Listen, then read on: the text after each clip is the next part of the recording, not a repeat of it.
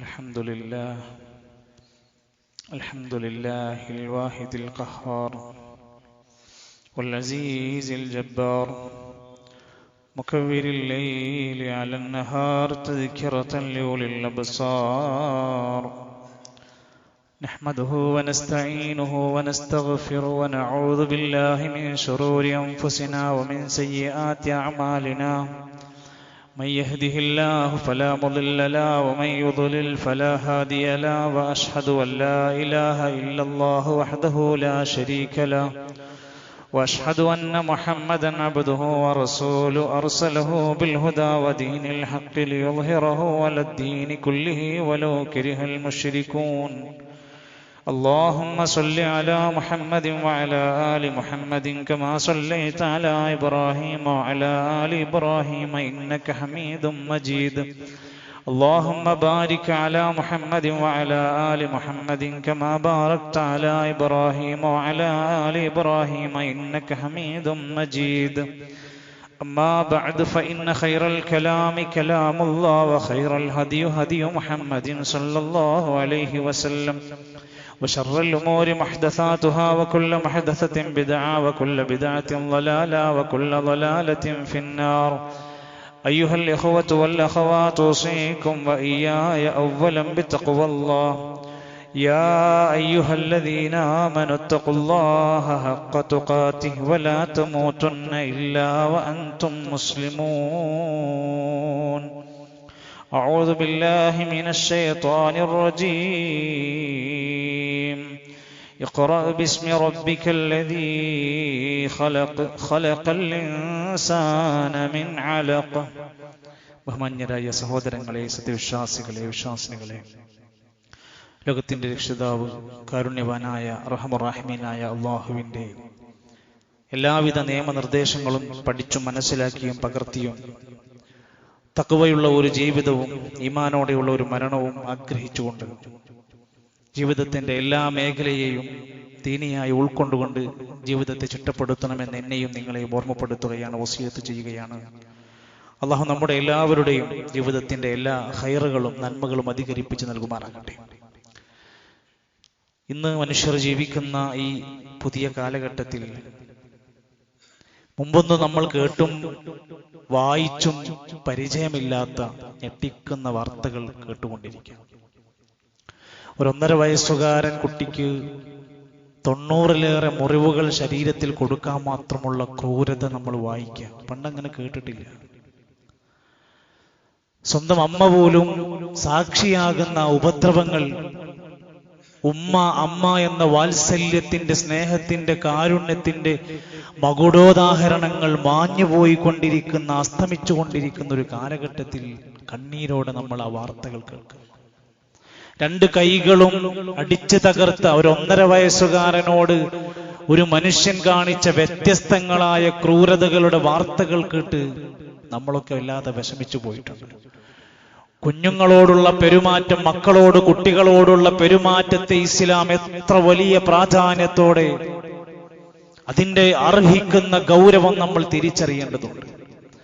3 വിപത്ത് വല്ലാതെ നമ്മുടെ നാടിനെ ബാധിച്ചുകൊണ്ടിരിക്കുന്നതിൽ ഒന്ന് കുഞ്ഞുങ്ങളോടുള്ള വ്യത്യസ്ത തരത്തിൽ പല മേഖലകളിൽ, വിദ്യാലയങ്ങളിൽ, ഡ്രൈവർമാരിൽ, ക്ലീനർമാരിൽ, നാട്ടിൽ ഓടിക്കൊണ്ടിരിക്കുന്ന പ്രൈവറ്റ് ബസ്സുകാർ പോലും തന്റെ വാഹനത്തിൽ ഓടിക്കൊണ്ടിരിക്കുന്ന വിദ്യാർത്ഥിയോട് കാണിക്കുന്നത് എന്തെല്ലാമാണെന്ന് നിങ്ങൾ ചോദിച്ചു നോക്കൊന്ന്, അന്വേഷിച്ചു നോക്ക്.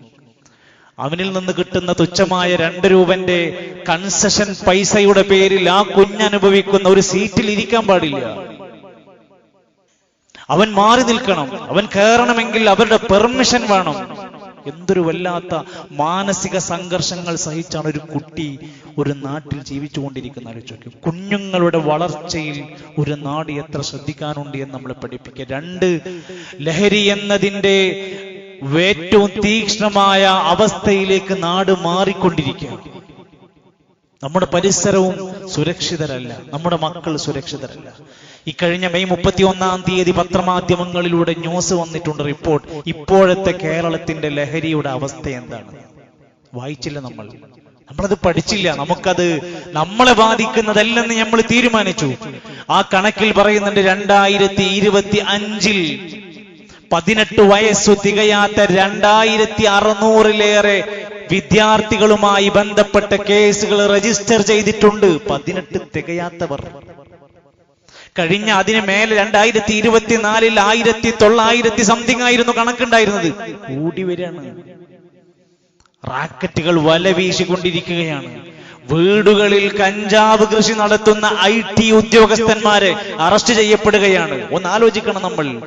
ലഹരിയുടെ മാരക വേർഷനുകൾ പുതിയ തലമുറയിലേക്ക്, വിദ്യാർത്ഥികളിലേക്ക്, യുവാക്കളിലേക്ക്, പ്രായമായവരിലേക്ക് കടന്നു വരിക. 3, നമ്മുടെ നാടിനെ വെല്ലുവിളിച്ചുകൊണ്ടിരിക്കുന്ന ആത്മഹത്യാ പ്രവണത വാർത്തയല്ലാതെയായി മാറി. ഈ കഴിഞ്ഞ വെള്ളിയാഴ്ച മുതൽ ഈ വെള്ളിയാഴ്ചക്കുള്ളിൽ കാസർഗോഡ് ജില്ലയിൽ മാത്രം 4 ചെറുപ്പക്കാരുടെ ആത്മഹത്യ റിപ്പോർട്ട് ചെയ്തത്. ആ പേരുകൾ ഞാൻ വായിക്കാൻ ആഗ്രഹിക്കുന്നില്ല, നമ്മളെ ഞെട്ടിപ്പിക്കുന്നതാണ് ആ പേരുകളൊക്കെ. എന്റെ പ്രിയപ്പെട്ടവരെ, ഇവിടെയാണ് ഞാനും നിങ്ങളും ഇരുന്ന് മനസ്സിലാക്കേണ്ടത്. എന്താണ് ഇതിന്റെ അടിസ്ഥാന കാരണം? എന്താണ് നാടുകളിൽ, ഒരു രാജ്യത്ത്, ഒരു നാട്ടിൽ, ഒരു പ്രദേശത്ത് ഇത്തരത്തിലുള്ള അവിവേകങ്ങൾ പെരുകാനുള്ള കാരണം എന്താണ്? അള്ളാഹുവിന്റെ ഖുർആനിൽ ഒന്നാമതിറങ്ങിയ ആയത്ത് നമ്മളെ പഠിപ്പിക്കുന്നത് ശരിയായ വിജ്ഞാനമില്ലാത്തതിന്റെ പോരായ്മയാണ്. അറിവുണ്ട്, പലതരത്തിലുള്ള അറിവുകളുണ്ട്. പക്ഷെ അള്ളാഹിന്റെ ഖുർആൻ ആദ്യമായി നിസ്കരിക്കണം എന്നല്ല കൽപ്പന, ഖുർആൻ ഓതണം എന്നുള്ള കൽപ്പന ഇല്ല, സക്കാത്ത് കൊടുക്കണം എന്നുള്ള കൽപ്പന ഇല്ല. ഫസ്റ്റത്തെ വായന ഇഖ്റ, വായിക്കണം എന്നാണ്. അതിലുണ്ട് എല്ലാം. ഇഖ്റ ബിസ്മി റബ്ബിക്കല്ലദീ ഖലഖ് ഖലഖൽ ഇൻസാന മിൻ അലഖ്. മനുഷ്യന്റെ സൃഷ്ടിപ്പ് പറഞ്ഞിട്ട്, മനുഷ്യന്റെ സൃഷ്ടിപ്പിനെ ഓർമ്മപ്പെടുത്തിയിട്ട് മനുഷ്യനോട് ആദ്യം പറയുന്ന വാക്ക് നിങ്ങൾ വായിക്കണം, നിങ്ങളുടെ രക്ഷിതാവിന്റെ നാമത്തിൽ വായിക്കണം. ആ ആയത്തിന് വിശദീകരണം പറഞ്ഞ മഹാനായ അല്ലാമ ഇബ്നു കസീർ റഹ്മത്തുള്ളാഹി അലൈഹി പറയാണ്, അവ്വലു നിഅമത്തിൻ അൻഅമല്ലാഹു ബിഹാ അലാ ഹാദൽ ഇൻസാൻ ബഅദ ഖൽഖിഹി. മനുഷ്യന്മാരെ സൃഷ്ടിച്ചതിന് ശേഷം മനുഷ്യന് കിട്ടുന്ന ഏറ്റവും ഒന്നാമത്തെ അനുഗ്രഹം എന്നത് അല്ലമ, അവൻ ഒരുപാട് കാര്യം അല്ലാഹു പഠിപ്പിച്ചു കൊടുത്തു എന്നതാണ്, ഇൽമാണ്. فدل هذا على أن العلم هو أشرف الصفات. മനുഷ്യരുടെ ജീവിതത്തിലെ ഏറ്റവും മഹത്തരമായ ഗുണ അനുഗ്രഹം എന്നത് വായനയും പഠനവും എന്നത് തന്നെയാണ്. وأن الرغبة فيه أولى النشاطات. അത് നേടിയെടുക്കാനുള്ള ആഗ്രഹമാണ് ഏറ്റവും ഉത്തമമായ പ്രവർത്തനം. ശരിക്കറിയണം, ഞാൻ ആരുടെ സൃഷ്ടിയാണ്, എന്നെ ഈ ലോകത്തേക്ക് എന്തിനു പടച്ചതാണ്, ഞാനൊരു കുഞ്ഞിനോട് എങ്ങനെയാ പെരുമാറേണ്ടത്, എന്റെ ഇഷ്ടത്തിനും എന്റെ സ്വാതന്ത്ര്യത്തിനും എന്റേതായ ആഗ്രഹങ്ങൾക്കും ഒരു കുഞ്ഞെതിരാണെങ്കിൽ കുഞ്ഞിനെ കൊല്ലുക. എന്റെ ഇഷ്ടങ്ങൾക്കും എന്റെ ഇച്ഛകൾക്കും എന്റെ സ്വപ്നങ്ങൾക്കും എതിര് വാപ്പയും ഉമ്മയാണെങ്കിൽ വാപ്പയും ഉമ്മയെ ചവിട്ടി പുറത്താക്കുക. എന്റെ ഇഷ്ടങ്ങൾക്കെതിരെ എന്റെ ഭാര്യയാണെങ്കിൽ വിഷം കൊടുത്ത് കൊല്ലുക, പാമ്പിനെ വിട്ട് കൊല്ലുക. എന്തൊക്കെ ക്രൂരത നമ്മൾ കേട്ടുകൊണ്ടിരിക്കുന്നത്. മനുഷ്യൻ അവൻ യഥാർത്ഥ തിരിച്ചറിവിലേക്ക് വരണം. ഒന്നാമത്തെ സിഫത്ത് അതാണ്. എന്റെ സൃഷ്ടിപ്പ് എന്താണ്, എന്നെ എങ്ങോട്ടേക്കാണ് ഉദ്ദേശിക്കുന്നത്, എന്റെ ജീവിതത്തിന്റെ ആത്മീയമായ ഭൗതികമായ ഗുണനിലവാരം എന്താണ് എന്നവൻ അറിയലാണ്. ത്വലബുൽ ഇൽമി ഫരീളത്തുൻ അലാ കുല്ലി മുസ്ലിമിൻ. ഓരോ മുസ്ലിമിനും അത്തരത്തിലുള്ള യഥാർത്ഥ ഇൽമ് പഠിക്കൽ ഫറളാണ്. എന്തുകൊണ്ട് നിങ്ങൾ വെള്ളിയാഴ്ച ജുമക്ക് ഇങ്ങനെ കൃത്യമായിട്ട് വന്നിരിക്കുന്നത്? ഇത് ഫറളായതുകൊണ്ടാണ്. ഇല്ലെങ്കിൽ ഒരൊറ്റ കുട്ടി പള്ളിയിൽ മര്യാദക്ക് ഉണ്ടാവുമോ? തോന്നുന്ന പോലെ വന്നു പോകൂലേ? എന്നാ അതുപോലെ ഫരീളത്തുൻ, ഫറളാണ് ഇൽമ് പഠിക്കാൻ പോയിരിക്കുക എന്നത്. അതെങ്ങനെയാണ് നമ്മൾ ചിന്തിക്കണം? ആ ഫർദിനെ പറ്റി എന്താ നമ്മൾ ചിന്തിച്ചത്? അത് അത്യാവശ്യമാണ്. അല്ലാഹുവിന്റെ ഖുർആൻ പറഞ്ഞത് ഓരോരുത്തരും അറിയണം, പഠിക്കണം. കച്ചവടം ഉണ്ടല്ലേ, തിരക്കുണ്ടില്ലേ, കല്യാണം ഉണ്ടില്ലേ, ഇതൊക്കെ വേണം. ഈ ഫർള് ഒഴിവാക്കിയിട്ടാവരുത്. ഫഅലം അന്നഹു ലാ ഇലാഹ ഇല്ലല്ലാഹ്. നിങ്ങൾ ഓരോരുത്തരും അറിയണം, അല്ലാഹുവല്ലാതെ ഒരാരാധ്യനുമില്ല. ആരെങ്കിലും അറിഞ്ഞാ പോരാ, ഓരോരുത്തരും അറിയണം. ഓരോ മനുഷ്യനും. അവിടുന്ന് ഇമാം ബുഖാരി അവിടുത്തെ പ്രസിദ്ധമായ ഹദീസ് ഗ്രന്ഥം എഴുതി രേഖപ്പെടുത്താൻ തുടങ്ങുക. ഒന്നാമത്തെ പാഠത്തിന് ഹെഡിങ് കൊടുത്തത് ബാബുൽ ഇൽമി ഖബ്ലൽ ഖൗലി വൽ അമലി. ഒരു കാര്യം പ്രവർത്തിക്കുന്നതിന്റെ പറയുന്നതിന്റെ മുമ്പ് ആ വിഷയം അറിയുക, പഠിക്കുക. ഒന്നാമത്തെ പാഠം. ഒരു കാര്യം പറയണതിന്റെ ചെയ്യണതിന്റെ മുമ്പ് അതിനെ കുറ്റി പഠിക്കണം. നമ്മളെ കച്ചവടം ഒരു കാര്യത്തിൽ കൊണ്ടുപോയി പൈസ ഇട്ട് കൊടുക്കുന്നതിന്റെ മുമ്പാണ് പഠിക്കേണ്ടത് ഇതൊക്കെ കൊടുക്കാൻ പറ്റൂല്ലേ എന്നുള്ളത്. ഷോപ്പ് തുടങ്ങുന്നതിന്റെ മുമ്പാണ് പഠിക്കേണ്ടത്, ഉദ്ഘാടനത്തിന്റെ മുമ്പാണ് പഠിക്കേണ്ടത് ഈ ബിസിനസ് ഹലാലാണോ.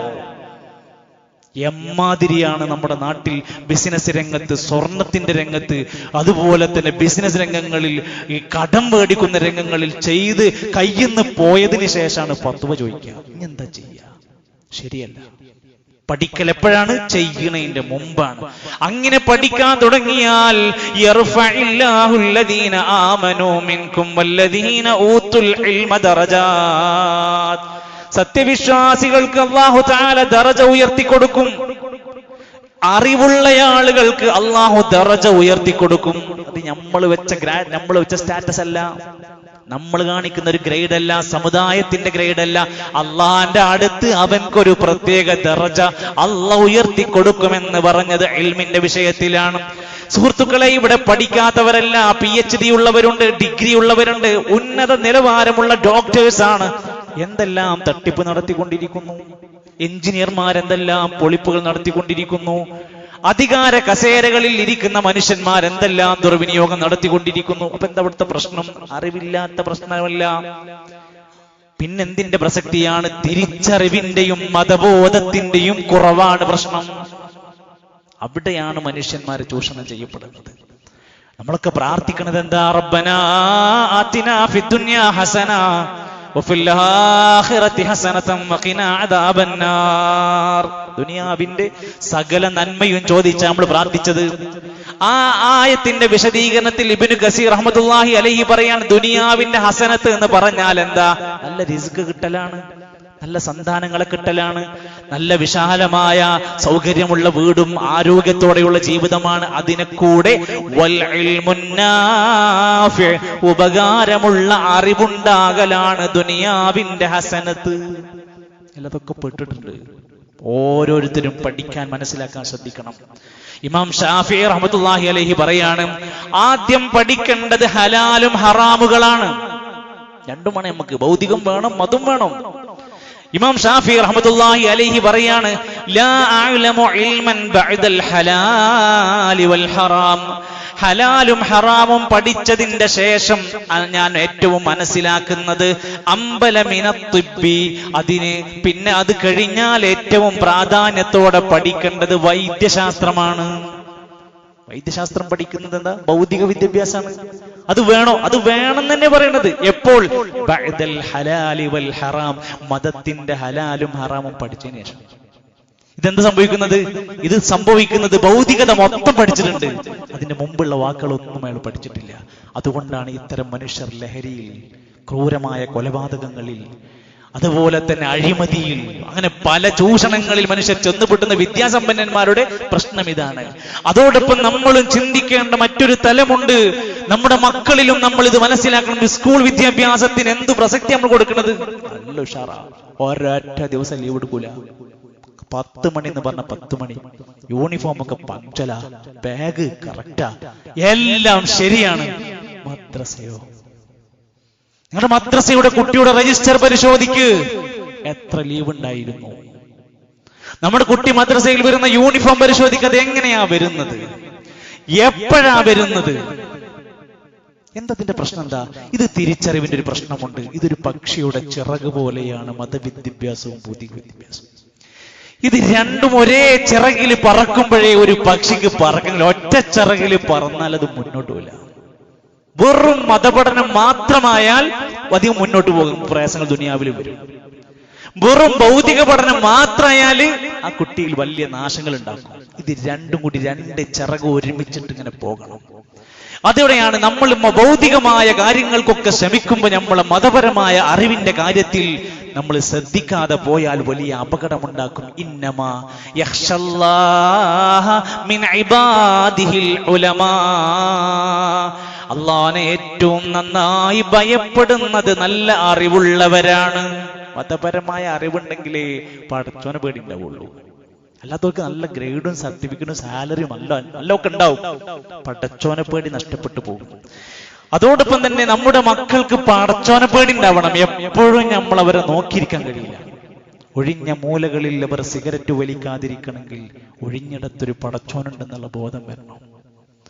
ഏത് സ്ഥലത്തേക്ക് ടൂർ പോയാലും അവർ മദ്യക്കുപ്പി പൊട്ടിക്കാതിരിക്കണമെങ്കിൽ ഇതെനിക്ക് പറ്റാത്തതാണ് എന്നുള്ള ബോധം അത് എവിടുന്നാ കിട്ടുക? അത് മദ്രസയാണ്. ആ മദ്രസ സംവിധാനങ്ങളെ കുറിച്ച് നമ്മൾ എന്താണ് ചിന്തിച്ചത് എന്ന് ആലോചിച്ച് നോക്കി. കേവലം അക്ഷരം പഠിപ്പിക്കുന്ന, അറബി പഠിപ്പിക്കുന്ന, ലിപി പഠിപ്പിക്കുന്ന ഒന്നല്ല, ഒരു പുതിയ തലമുറയെ വളർത്തെടുക്കുകയാണ് മദ്രസ എന്ന് പറയുന്നത്. ഞാനിത് ഇങ്ങനെ പറയാൻ കാരണം, ഇപ്പോഴും നിലവിൽ ഇവിടെ ഇരിക്കുന്ന ഓരോ രക്ഷിതാക്കളും ചിന്തിക്കും, നമ്മുടെ കുട്ടികളെ നല്ല സ്കൂളുകളിൽ ചേർത്ത നമ്മൾ മദ്രസ എന്നത് തുറന്നു നോക്കാത്ത, മദ്രസയിലേക്ക് വിടാത്ത രക്ഷിതാക്കളുണ്ട്. എന്താ കാരണം? ട്യൂഷനുണ്ട്, സ്കൂളിൽ ഒരുപാട് പഠിക്കാനുണ്ട്, സ്കൂൾ തന്നെ ഭാരമാണ്. അതുകൊണ്ട് മദ്രസ വേണ്ട. ഒഴിവാക്കാൻ പറ്റുന്നത് ഏതാ? മദ്രസ എന്ന തിരിച്ചറിഞ്ഞോളൂ. പുതിയൊരു തലമുറയെ വളർത്തെടുക്കുക. അള്ളാനെയും റസൂലിനെയും സ്നേഹിക്കാനും അനുസരിക്കാനും പഠിപ്പിക്കുന്നത് MBBS-കാരന് കിട്ടൂല. മദ്രസ വാപ്പാനെയും ഉമ്മാനെയും പരിചരിക്കാനും സ്നേഹിക്കാനും അവർക്ക് വേണ്ടി പ്രാർത്ഥിക്കണമെന്ന് പഠിപ്പിക്കുന്നത് 3ാം ക്ലാസ് മുതലുള്ള പാഠപുസ്തകങ്ങളിൽ അത് എഴുതി കൊടുത്തിട്ടുണ്ട്. അവർക്കത് പഠിപ്പിച്ചു കൊടുക്കാൻ പറ്റുന്നുണ്ട്. സകല തിന്മകളെയും പരിചയപ്പെടുത്തി ഇതിന്ന് വിട്ടു നിൽക്കണമെന്ന് പഠിപ്പിക്കുന്നത് മദ്രസ വിദ്യാലയങ്ങളാണ്. എത്ര അതിനെ നമ്മൾ പരിപോഷിപ്പിക്കണം.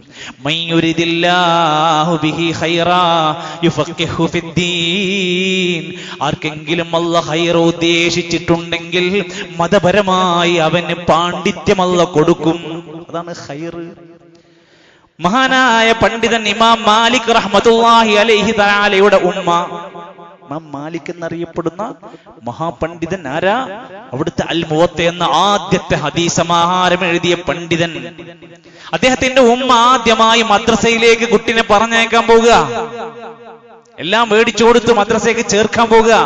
പോകുന്ന സമയത്ത് ഉമ്മ കൊടുക്കുകയാണ്, യാ മാലിക്, അല്ലയോ മാലിക്, ഇദ്ഹബി ഇലാ റബിയ, നിന്റെ ഉസ്താദ് റബിയ ഉണ്ടല്ലോ, റബീന്റെ അടുത്തേക്ക് നീ പോണം. സ്കൂളും മദ്രസയൊന്നുമില്ല, ഓരോരുത്തരുടെ വീടുമുറ്റങ്ങളിലും മരച്ചുവട്ടുകളിലേക്കാണ് പഠിപ്പിക്കുന്നത്. റബീഅന്റെ അടുത്തേക്ക് പോകണം. ഫതഅല്ലം മിൻ അദബിഹി ഖബ്ല ഇൽമിഹി, അദ്ദേഹത്തിൽ നിന്ന് ഇൽമു പഠിക്കുന്നതിന്റെ മുമ്പ് അദ്ദേഹത്തിൽ നിന്ന് നല്ല നല്ല സ്വഭാവവും അച്ചടക്കവും അദബും പഠിക്കണം മോനെ. ഇതാണ് നമുക്ക് വേണ്ടത്. നമ്മുടെ കുട്ടിക്ക് അച്ചടക്കം വേണം, അദബ് വേണോ? നമ്മുടെ കുട്ടിക്ക് വീട്ടുകാല അതിഥികളോട് സംസാരിക്കാൻ അറിയോ? മുതിർന്നവരോട് പെരുമാറാൻ അറിയോ? കുടുംബക്കാരോട് ഇടപഴകാൻ അറിയോ? ഒന്നും കിട്ടണില്ല. ഇത് പഠിക്കണം, അദബ് കൃത്യമായി പഠിക്കണം. രക്ഷിതാക്കളെ അവർക്ക് വേണ്ടുന്ന സൗകര്യങ്ങൾ ഒരുക്കി കൊടുക്കുക, അവരെ ശ്രദ്ധിക്കുക. ആ ശ്രദ്ധയുടെ ഭാഗമാണ് മഹാരഥന്മാരായ ഉലമാക്കന്മാര് ഹദീസിന്റെ അടിസ്ഥാനത്തിൽ നബി സല്ലല്ലാഹു അലൈഹി വസല്ലം രേഖപ്പെടുത്തി പറഞ്ഞല്ലോ, മാനഹല വാലിദുൻ വലദം മിൻ നഹ്ലിൻ, ഒരു വാപ്പയും തന്റെ മകന് വേണ്ടി ഒരുക്കി വെച്ചിട്ടില്ല അഫ്ളല മിൻ അദബിൻ ഹസനിൻ, ഏറ്റവും നല്ല അദബും അച്ചടക്കവും സൽസ്വഭാവം നൽകുക എന്നതല്ലാതെ. നമ്മൾ നല്ല ഭക്ഷണം കൊടുത്തു, നല്ല റൂം കൊടുത്തു, കളിപ്പാട്ടങ്ങൾ കൊടുത്തു, സഞ്ചരിക്കാനുള്ള സംവിധാനങ്ങളെല്ലാം കൊടുത്തു, കുട്ടിക്ക് നല്ല അച്ചടക്കവും അദബും പഠിപ്പിക്കാത്ത വാപ്പയാണെങ്കിൽ നിങ്ങളൊന്നും കൊടുത്തിട്ടില്ല. കൊടുക്കുകയാണെങ്കിൽ ഏറ്റവും നല്ല സ്വഭാവ ഗുണങ്ങൾ, അദബുകൾ പഠിപ്പിക്കണം. അവരുടെ സമയത്തെക്കുറിച്ച് മനസ്സിലാക്കണം. അവരുടെ പഠനം, ഉറക്കം, അവരുടെ കളി, ഇതിനൊക്കെ ഒരു ടൈം ഷെഡ്യൂൾ കൊടുത്ത് ചിട്ടയുണ്ടാക്കണം. ഇല്ലെങ്കിൽ നടക്കൂല. വെറും കളിയായാൽ പഠനം നടക്കൂല. വെറും പഠനമായാൽ അവന്റെ ആരോഗ്യത്തിന് അത് വേറെ പ്രയാസങ്ങൾ ഉണ്ടാക്കും. വെറും മൊബൈലായാൽ അതവനെ വേറെ രൂപത്തിലേക്ക് മാറ്റും. ഡിജിറ്റൽ നിയന്ത്രണങ്ങൾ ആവശ്യത്തിന് വരുത്തണം. സ്കൂളിലും മദ്രസയിലും വാപ്പയും ഉമ്മയും പോയി അന്വേഷിക്കണം, കുട്ടി എന്ത് ചെയ്യുന്നു, എപ്പോ വരാറുണ്ട്, എപ്പോ പോകാറുണ്ട്. അതൊരു മാർക്ക് ലിസ്റ്റിൽ ഒപ്പിടാൻ വേണ്ടി മാത്രം പോണ പരിപാടി നമ്മൾ അവസാനിപ്പിക്കണം. ഇടക്കൊന്ന് പ്രത്യേകിച്ച് മുതിർന്ന ക്ലാസ്സിലേക്ക് എത്തും തോറും നമ്മൾ അന്വേഷണം ഇല്ലാതെ പോകും. തിരിച്ചാണ് വേണ്ടത്. മുതിർന്ന ക്ലാസ്സിൽ എത്തും തോറും നമ്മുടെ അന്വേഷണം കൂടണം. ചേർത്ത് പിടിക്കണം. നമ്മുടെ മക്കളുടെ കാര്യത്തിൽ അങ്ങേയറ്റത്തെ ശ്രദ്ധയുണ്ടാവണം. മാതൃകയുള്ള നല്ല ഒരു കുടുംബമായി നമ്മൾ മാറിയാൽ തന്നെ നമ്മുടെ മക്കളിൽ ഒരുപാട് ഹൈറായ വളർച്ചയുണ്ടാക്കാൻ സാധിക്കും. അതുകൊണ്ട് സുഹൃത്തുക്കളെ, നമ്മൾ നമ്മുടെ നാടിന്റെ സംവിധാനങ്ങൾക്കനുസരിച്ച് ഉപയോഗപ്പെടുത്തി ചെറിയ പ്രായം മുതൽ 4 വയസ്സ് മുതൽ 8ാം ക്ലാസ് വരെ നമ്മുടെ കുട്ടികൾക്ക് ഇവിടെ മദ്രസയുണ്ട്. ഇനിയും അറിയാത്തവരുണ്ടെങ്കിൽ അതിന്റെ സമയം കഴിഞ്ഞിട്ടില്ല, എത്രയും പെട്ടെന്ന് അവർക്ക് അഡ്മിഷൻ എടുക്കാനുള്ള അവസരമുണ്ട്. നിങ്ങളുടെ മക്കൾ മദ്രസ കഴിഞ്ഞ സ്കൂളിൽ 8ാം ക്ലാസ് കഴിഞ്ഞ ഒരു ആൺകുട്ടിയും പെൺകുട്ടിയും നിങ്ങൾക്കുണ്ടോ? അവർക്ക് മതം പഠിക്കാൻ CRE എന്ന ഒരു പഠന ക്ലാസ് നടക്കുന്നുണ്ട്. അത് വേറെ എവിടെയും കിട്ടണില്ല.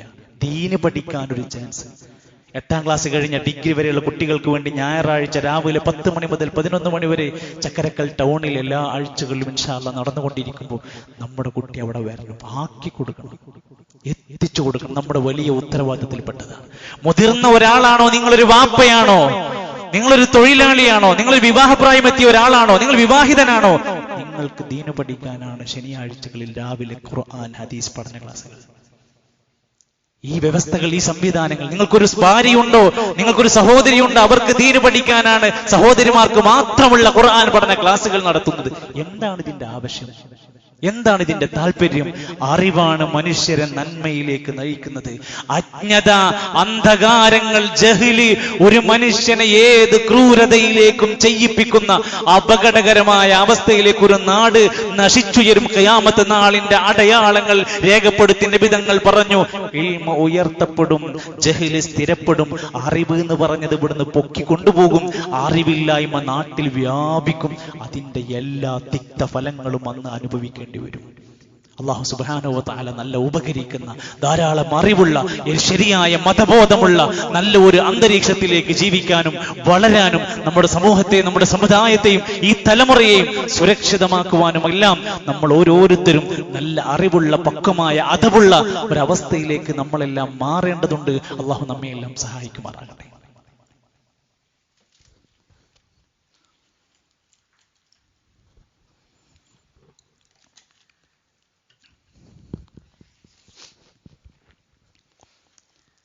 الحمد لله رب العالمين والعاقبة للمتقين ولا عدوان إلا على الظالمين والصلاة والسلام على رسوله الأمين وعلى آله وصحبه أجمعين. أيها الإخوة والأخوات، أوصيكم وإياي ثانيا بتقوى الله. അല്ലാഹുവിന്റെ നിയമനിർദ്ദേശങ്ങൾ പാലിച്ച് ജീവിതത്തിന്റെ എല്ലാ മേഖലകളിലും പടച്ചറപ്പിന് ഇഷ്ടപ്പെട്ട കർമ്മങ്ങളുമായി ജീവിക്കാൻ ശ്രമിക്കണേ എന്ന് എന്നെയും നിങ്ങളെ ഓർമ്മപ്പെടുത്തുകയാണ്. അല്ലാഹു നമ്മെ സഹായിക്കുമാറാകട്ടെ. 1972 മുതൽ ജൂൺ 5 ഐക്യരാഷ്ട്രസഭ ഒരു പരിസ്ഥിതി ദിനമായി പ്രഖ്യാപിക്കാം. നമ്മൾ ജീവിക്കുന്ന ഈ ചുറ്റുപാട്, നമ്മൾ ജീവിക്കുന്ന മണ്ണ്, നമ്മൾ ജീവിക്കുന്ന പരിസരം, ഒരു ദിവസം 10 ചെടികൾ നട്ടതുകൊണ്ട് ഒരു വലിയ മാറ്റമൊന്നും ഉണ്ടാവില്ല. ചെടികളും മരങ്ങളും നട്ടുപിടിപ്പിക്കുന്നതിന്റെ മഹത്വം 972 മുതലല്ല ഇസ്ലാം പഠിപ്പിച്ചത്. 1400 കൊല്ലം മുമ്പ് റസൂലുള്ളാഹി സ്വല്ലല്ലാഹു അലൈഹി വസല്ലം പറഞ്ഞൊരു മനുഷ്യൻ ഒരു ചെടി വെച്ചു പിടിച്ചാൽ, ഒരു തൈ വെച്ചു പിടിപ്പിച്ചാൽ, ഒരു കൃഷിവസ്തു നട്ടുപിടിപ്പിച്ചാൽ, അതൊന്നൊരു മനുഷ്യൻ തിന്നാൽ, അതൊന്നൊരു പക്ഷി കൊത്തിക്കൊണ്ടുപോയാൽ, ഔ ബഹീമ ഒരു നാൽക്കാലി, ഒരു മൃഗം തിന്നുപോയാൽ, ഇല്ലാ കാന ലഹു ബിഹി സ്വദഖ, ചെയ്ത കൃഷിക്കാരന് അതിന്റെ സ്വദഖുണ്ട്. എന്താ അർത്ഥം? ഇത് ചെയ്യണമെന്ന് പഠിപ്പിച്ചത് ഹദീസിൽ നബി സല്ലല്ലാഹു അലൈഹി വസല്ലം തങ്ങൾ പഠിപ്പിക്കുക. ലോകത്ത് ഒരു മനുഷ്യൻ മരിച്ചാലും തീരാത്ത പ്രതിഫലം കിട്ടുന്ന സ്വദഖത്തുൻ ജാരിയ, അതിൽപ്പെട്ടതാണ് ഇൽമു പഠിപ്പിച്ചു കൊടുക്കുക, കിണർ കുഴിച്ചു കൊടുക്കുക, വെള്ളത്തിന് സംവിധാനം ഒരുക്കിച്ചു കൊടുക്കുക, ഔ ഗറസ നഖ്ലൻ, അല്ലെങ്കിൽ ഒരു ഈന്തപ്പന പോലെ ഫലവൃക്ഷങ്ങൾ കുഴിച്ചിടുക. എന്താ കിട്ടുക? അയാള് 10 കൊല്ലത്തിന് മുമ്പ് അയാൾ മരിച്ചു, മരം ഡെവലപ്പായി പുരോഗതിപ്പെട്ട, അതിന്ന് തണൽ, അതിൽ നിന്ന് കായ്കനികൾ, അതിന്ന് കിട്ടുന്നതൊക്കെ ഇയാളെ ഖബർക്ക് കൂലി കിട്ടുമെന്ന് പഠിപ്പിച്ച ഇസ്ലാം. സഹോദരങ്ങളെ, ഇന്ന് ഈ ഒരു കാലഘട്ടത്തിൽ നമ്മളൊക്കെ മനസ്സിലാക്കേണ്ടത് പ്രകൃതിയെ സംരക്ഷിക്കുക എന്നത് ഒരു മരം നടൽ മാത്രമല്ല എന്ന തിരിച്ചറിവ് നമുക്കുണ്ടാവണം. ഒരു യഥാർത്ഥ വിശ്വാസി നിസ്കരിക്കുന്ന ഇബാദത്തുള്ള തൗഹീദുള്ള മനുഷ്യൻ തന്റെ ചുറ്റുപാടുകളെ നന്നായി ശ്രദ്ധിക്കണം. അത് നശിപ്പിക്കുന്ന ഒരുത്തനായി മാറരുത്. അതുപോലെ ജന്തുജാലങ്ങളെ പരിഗണിക്കുന്നവനായി മാറണം. ഫസാദുണ്ടാക്കുന്നവനായി മാറരുത്. പച്ചക്കറുള്ള ജീവികൾക്ക് കരുണ കാണിക്കുന്നത് കൂലിയാണ്. വൃത്തിയുള്ളവനാവണം, ശുചിത്വമുള്ളവനാവണം. നിസ്കരിക്കണം എന്ന് പറഞ്ഞതിന്റെ മുമ്പ് വൃത്തി ഉണ്ടാകണം എന്ന് പറഞ്ഞില്ലേ നമ്മളോട്? നമ്മുടെ വഴിയും നമ്മുടെ വീടും പരിസരവും ആരോഗ്യം സംരക്ഷിക്കപ്പെടുന്ന മേഖലകളായി മാറണം. പ്ലാസ്റ്റിക് അടക്കമുള്ള മാലിന്യങ്ങൾ എടുത്ത് അത് പരമാവധി പൊതുജനങ്ങൾക്ക് ശല്യമാകാത്ത രൂപത്തിൽ സംരക്ഷിക്കപ്പെടേണ്ടതിന്റെ, മാലിന്യങ്ങൾ തുടച്ചു നീക്കേണ്ടതിന്റെ ഉത്തരവാദിത്തം നമുക്ക് തന്നെയാണ്. ഒരു മുസ്ലിം ഈ കാര്യത്തിൽ ഏറെ ഉണർന്ന് ജീവിക്കേണ്ടവനാണ്. ഈമാനിന് 70-ലധികം ശാഖയുണ്ട്. അതിലേറ്റവും അവസാനത്തെ ശാഖ ഏതാ? ഈ വഴിയിൽ നിന്ന് മാലിന്യങ്ങൾ നീക്കം ചെയ്യാന്നുള്ളത് ഈമാന്റെ ശാഖയാണ്. ഒന്ന് ആലോചിച്ച് നോക്കി. ഈമാൻ ചെയ്യേണ്ടതാണ്. ഒരു തടസ്സം നിൽക്കുന്ന ഒരു വാഹനം, ഒരു മരക്കൊമ്പ്, ഒരു ചെടി, ഒരു മതിൽ ആളുകൾക്കും വഴിക്കും തടസ്സാണോ? കൊടുക്കുക എന്നുള്ളത് ഈമാന്റെ അടയാളമാണ്. നമ്മൾ നമ്മുടെ ജീവിതത്തെ ഒന്ന് പരിശോധിക്കണം. പ്രിയപ്പെട്ടവരെ, അള്ളാഹുവിന്റെ ദീന് ഒരു മുസ്ലിമിനോട് പഠിപ്പിച്ച ഒരുപാട് നിയമങ്ങളുടെ കൂട്ടത്തിൽ പറഞ്ഞിട്ടുണ്ട്. ഈ ലോകത്ത് കാണുന്ന പ്രകൃതിയിലുള്ള വിഭവങ്ങൾ അല്ലാഹു തആല നിങ്ങൾക്ക് വേണ്ടി തന്നതാണ്. ഹുവല്ലദീ ഖലഖലകും മാ ഫിൽ അർളി ജമീആ. ഭൂമിയിലുള്ളതെല്ലാം മനുഷ്യരെ നിങ്ങൾക്ക് വേണ്ടിയുള്ളതാണ്. കേരളത്തിന് എന്താ പ്രത്യേകത? കേരളത്തിന്റെ ഈ പച്ചപ്പില്ലെങ്കിൽ പിന്നെ കേരളമുണ്ട്. പ്രിയപ്പെട്ടവരെ, ഇത് സംരക്ഷിക്കണം.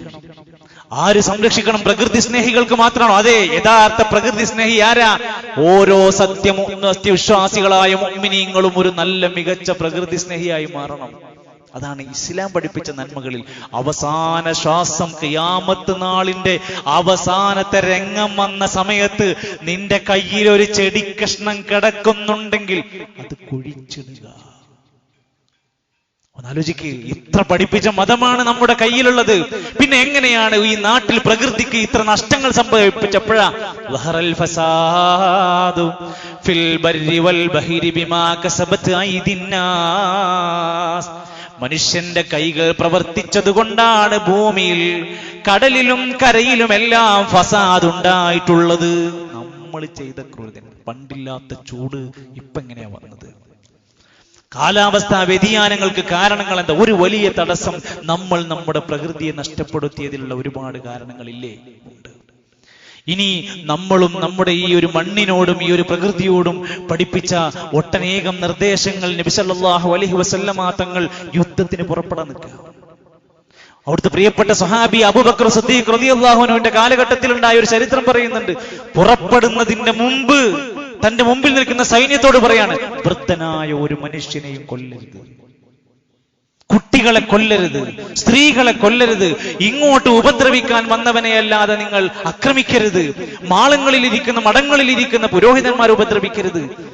പോകുന്ന വഴികളിൽ നിങ്ങൾ അനാവശ്യമായി മരങ്ങൾ മുറിച്ചു മാറ്റരുത്. ഒരു യുദ്ധത്തിന് പോണതിന്റെ മുമ്പേ ഒരു സൈന്യാധിപൻ, ഇസ്ലാമിക ഖലീഫ തന്റെ ചുറ്റുവട്ടത്തുള്ള സൈന്യത്തിനുള്ള ഉപദേശമാണ്.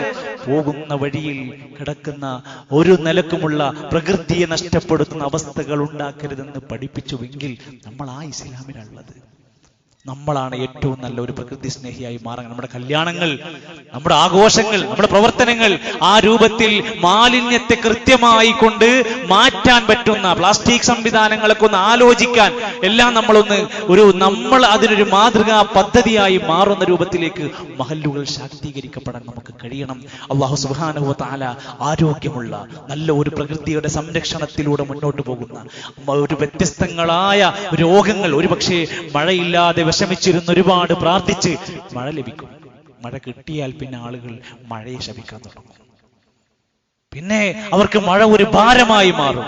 പിന്നെ മഴയെ ശപിക്കും, മഴയെ കുറ്റപ്പെടുത്തും, മഴയെ ആക്ഷേപിക്കും. അല്ലാഹു തആല മഴയെ പറ്റി പറഞ്ഞത് വഅൻസൽനാ മിനസ് സമാഇ മാഅൻ തുഹൂറ, ശുദ്ധിയാക്കപ്പെട്ട ബറക്കത്താക്കപ്പെട്ട വെള്ളമാണ് നിങ്ങൾക്ക് തന്നുകൊണ്ടിരിക്കുന്നതാണ്.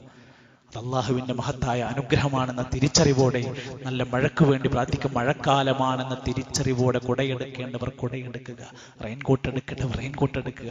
അതിനനുസരിച്ചു പോവുക എന്നല്ലാതെ പെയ്യുന്ന മഴയെ മുഴുവൻ ശപിച്ചിരുന്ന് കാലം കഴിഞ്ഞു പോകരുത് എന്ന തിരിച്ചറിവോടെ അള്ളാഹു നൽകുന്ന അനുഗ്രഹങ്ങൾക്ക് നന്ദിയുള്ളവരായി ജീവിക്കാൻ നമ്മൾ ആത്മാർത്ഥമായി ശ്രമിക്കുക. അള്ളാഹു നമ്മുടെ ചെറുതും വലുതുമായ തെറ്റുകുറ്റങ്ങൾ, പാപങ്ങളെല്ലാം പുറത്ത് നമുക്ക് മാപ്പ് നൽകുമാറാകട്ടെ.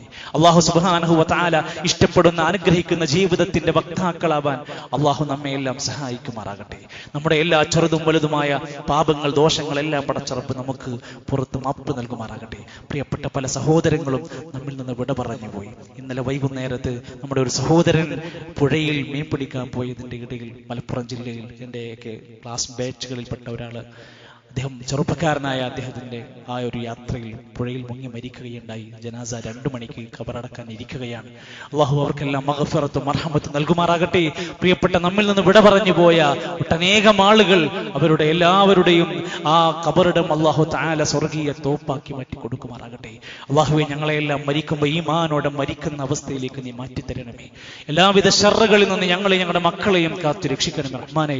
അള്ളാഹുവെ, രോഗങ്ങളിൽ നിന്ന്, കെടുതികളിൽ നിന്ന്, പ്രയാസങ്ങളിൽ നിന്ന് ഞങ്ങളെ നീ മാറ്റി സുരക്ഷിതരാക്കി തരണമേ റഹ്മാനെ. അള്ളാഹു, ഞങ്ങളുടെ കച്ചവടത്തിൽ, മേഖലകളിൽ, ജീവിത മാർഗങ്ങളിൽ ഞങ്ങൾക്ക് നീ ബറക്കത്ത് നൽകണമേ. അല്ലാഹുമ്മ ഗ്ഫിർ ലിൽ മുഅ്മിനീന വൽ മുഅ്മിനാത്ത് വൽ മുസ്ലിമീന വൽ മുസ്ലിമാത്ത് അൽ അഹ്യാഇ മിൻഹും വൽ അംവാത്ത്. ربنا آتنا في الدنيا حسنة وفي الآخرة حسنة وقنا عذاب النار. ربنا توفنا مسلمين وألحقنا بالصالحين. ربنا تقبل منا إنك أنت السميع العليم وتب علينا إنك أنت التواب الرحيم. وصلى الله على نبينا محمد والحمد لله رب العالمين.